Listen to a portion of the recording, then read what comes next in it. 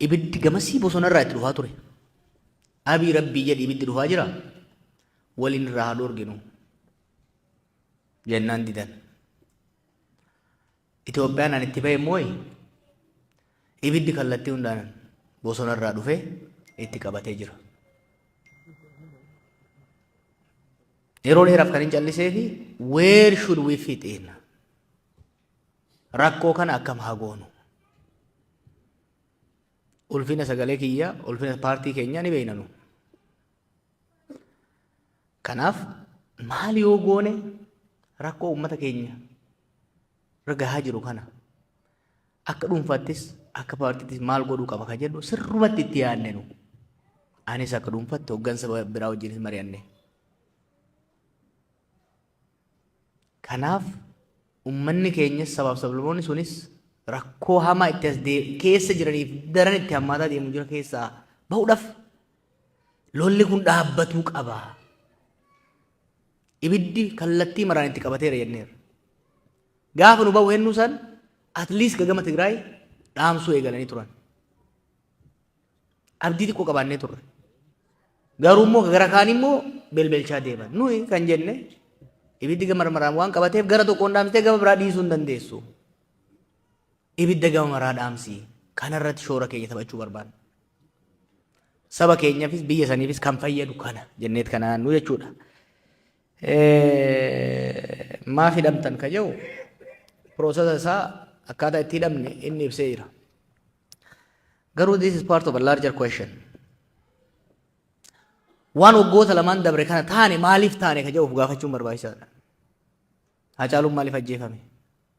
Namni keenya maaliif dhume? Dargaggeessi maaliif bosona seene? Lolli Tigraay wajjin maa eegale? Ibiddi biyyattii guutuutti maaliif qabate? Keenya isolate goonee ilaaluu hin dandeenyu. Overall waggaa afran irraa haalli ture osoo wayi waannu baaburri hadiida irraa bahe.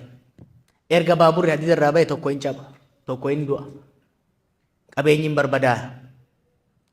Holistic picture biyya sanii qabaachuu barbaachisa. Rakkoon biyya sanii hedduu wal xaxaa dhufee jira. Kanaaf hidhamuun keenyas dogongoroota hojjetaman san keessatti laalamuu qaba. Uummata biyyaa osoo dubbisitiin maa dhuftan ka jedhu dhugaa gaafi sirriiti. Irra deemnee osoo galateeffannee ni gammanna. Sunni haalli sun hin danda'amne. Garuu uummata keenya beegii irraa haga cinaaksanii irraa haga kamisetti dhufee nu laalee jira. Ji'a lama guutuu waan qabu qabatee ji'a lamaa as dhufnutti guyyaarraa namni keenya dhufee rakkoo isaa nutti himata. Kanuu falmusin falmaa kanu galateeffatuun galateeffataa. Hubannaa saba keenyaa yaaddoo saba keenyaa hamma tokko akkuma isin nutti himtan kan nutti himeera uummanni keenya. Kanaafillee uummata gunkumaa irraa cufannee osoo hin ta'in uummata dhaggeeffannee dhufne. Osoo mootummaan ni mari'anne jedhee qophiidha. Qophiis qabnaa qophaayaas jirra. Mootummaan gara mariitti seenuun dirqama. Ofis baraaruu biyyas baraaruu yoo barbaade dirqama. Ala Itoophiyaan suni biitti suni amma booda waa lama hin dandeessu sirriitti dhima. Sirna abbaa irree gateetti ittiin baadhattu hin qabdu. Lola itti fufsiisuu hin dandeettu. This is almost law of physics amma biisanitti. Economy has collapsed. Economy collapse godhee waan jiruuf godha. Keessa isin kaalaa ganaa waan biraa jettan. Keessaa hin dhooya. Maaliifi? It's a consumer state ta'ee jira. Under Mallas, it was at least a developmental state, corrupt developmental state turte. Right now, production hin qabdu is a consumer state that's consuming itself. Mootummaan gara mariitti dhufee lola dhaabuu baannaan baasiinsaa dabalaa deema, galiinsaa dhaabbataa deema, dhoowwinsaan oolamu. Gara mariitti seenuun inuma dhidhiitatti malee gara mariitti seenuun dirqama. Dirqama jechuudha. One way or another inuma seenu. Kanaaf qophaa'uu barbaachisa. Ejjannoon nuti qabnu maali? Sirriitti yoo nu dhaggeeffattan. Itti mari'annee itti qopheessinee deemaa jirra barra.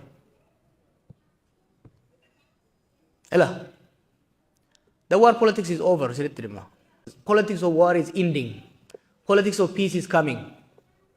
Waggoota lamaan sadeen dabre kana keessatti sagaleen Oromoo politics of war keessattillee absent ture.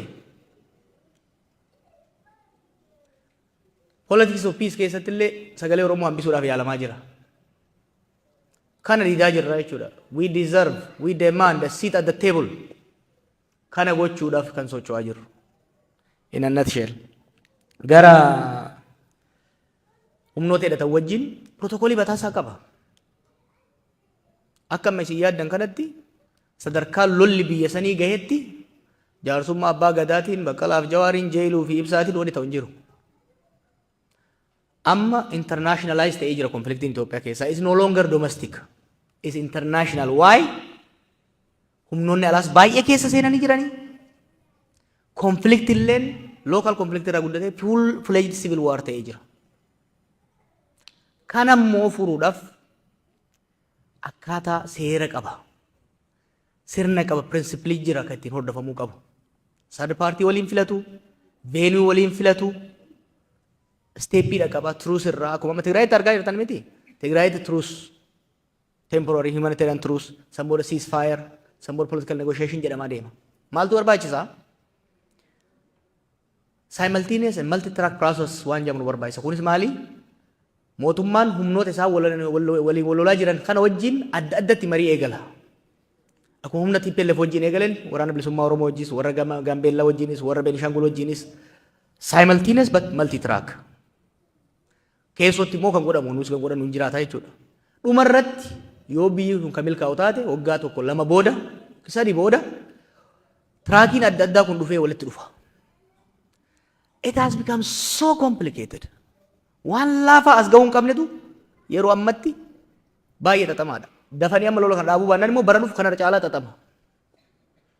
Domestic warri biyya keessaa wal lolus lakkoofsi isaa dabalaa deema.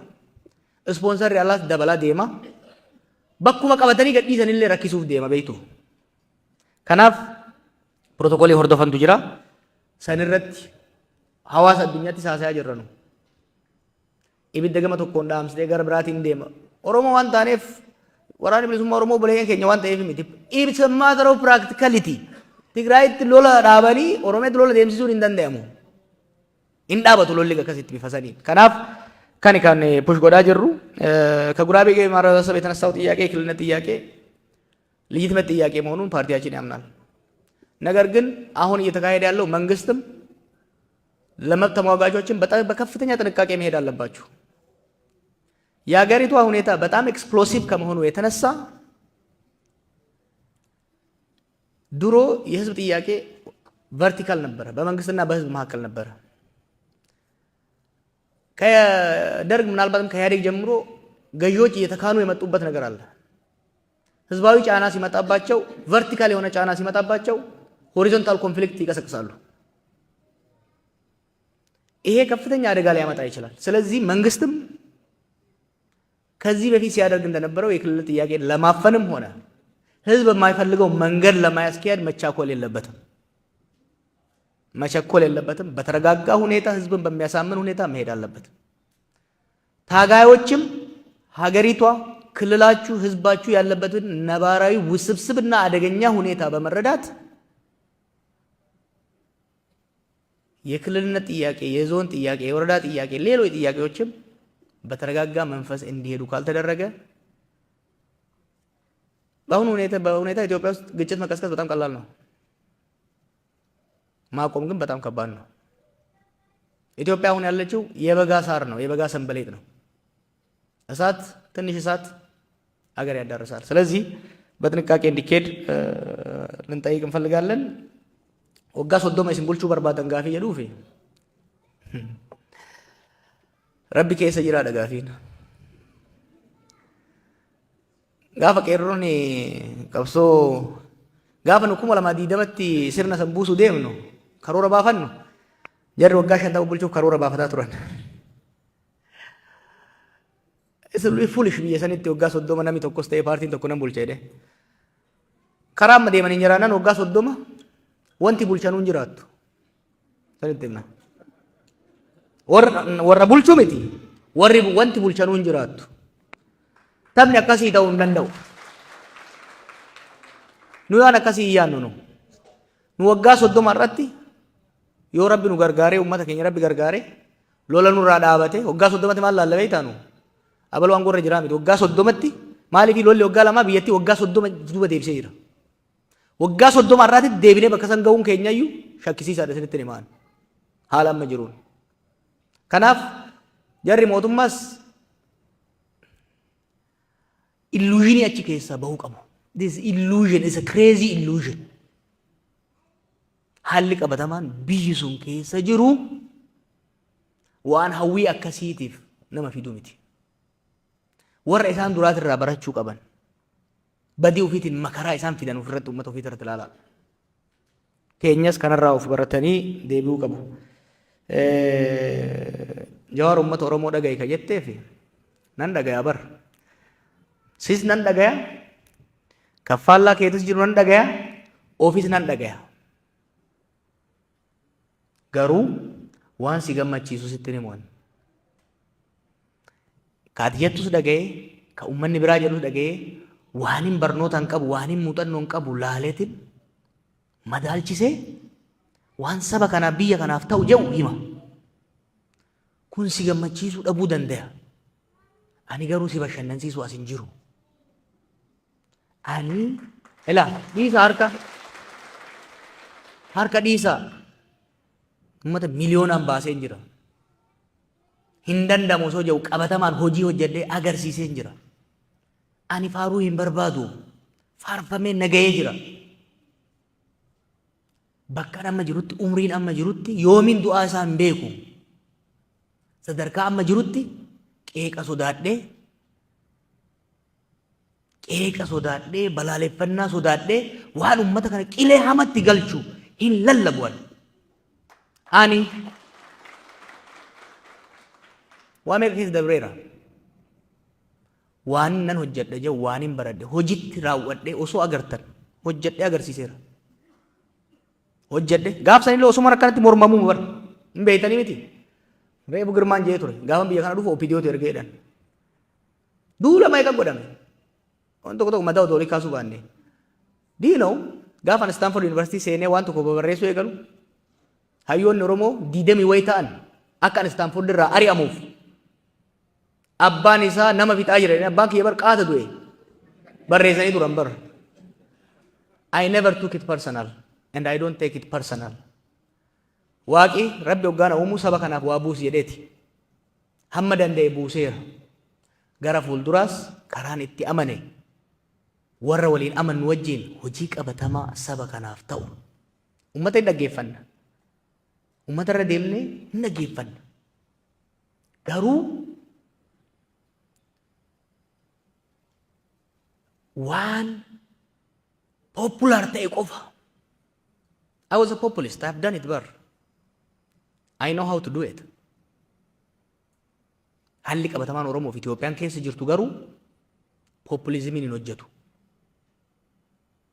Populizimiin Abiyyiin bakka geessi agartanii jirtan. I will tell you.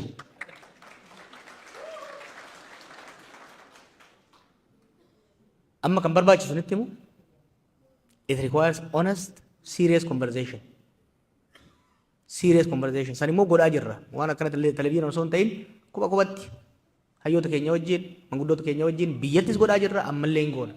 Haala qabatamaa jirru keessa jiru laallee biyya ceesisuudhaaf kan itti deemu ta'a jechuudha. Waa'ee walabummaa Oromiyaa irratti yeroo tokko waan hogganni birallee hin jedhin jettu bar. Hogganni Oromoo Oromiyaa hin foottosinaa Itoophiyaa hin diigna jedhu hin jiru. Waan saba keenyatti diina guuruu hin dubbatin Rabbi jedhaati.